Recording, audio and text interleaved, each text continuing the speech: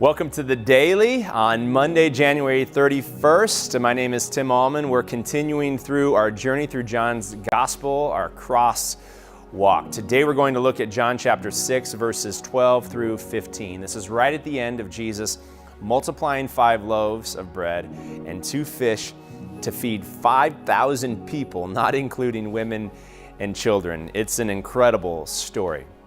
Verse 12, and when they had eaten their fill, he told his disciples, gather up the leftover fragments, that nothing may be lost. So they gathered them up and filled 12 baskets with fragments from the 5 barley loaves left by those who had eaten. When the people saw the sign that he had done, they said, this is indeed the prophet who is to come into the world. Perceiving that they were about to come and take Jesus by force to make him king, Jesus withdrew again to the mountain by himself. Jesus feeds you not partially, but fully. Jesus does not leave you hungry. Think of all the times you've been physically hungry.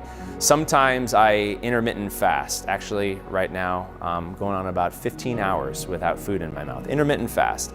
I go from dinner around 6 p.m. all the way to noon the following day. I don't eat anything for about 18 hours.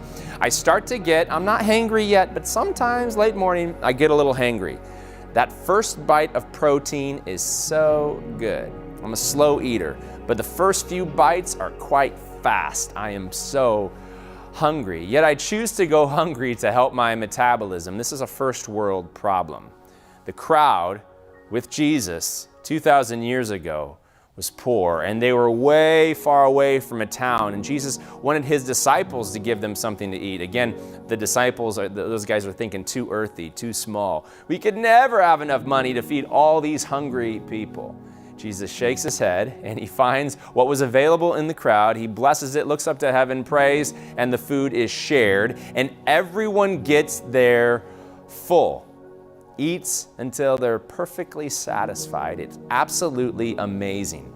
The crowd then views Jesus as a prophet. They want to take him to make him an earthly king. If he can feed so many, imagine what he could do to their Roman enemies. They obviously saw Jesus solely as an earthly king for Israel.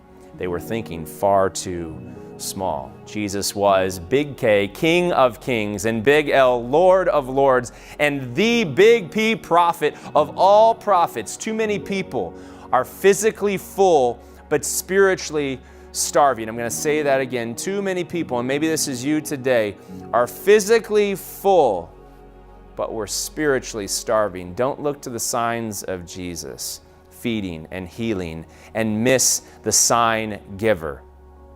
Jesus is actually the feast. Jesus is the bread from heaven. Nothing else and no one else can truly satisfy. Jesus feeds you not partially, but fully. Thanks for joining us today on The Day.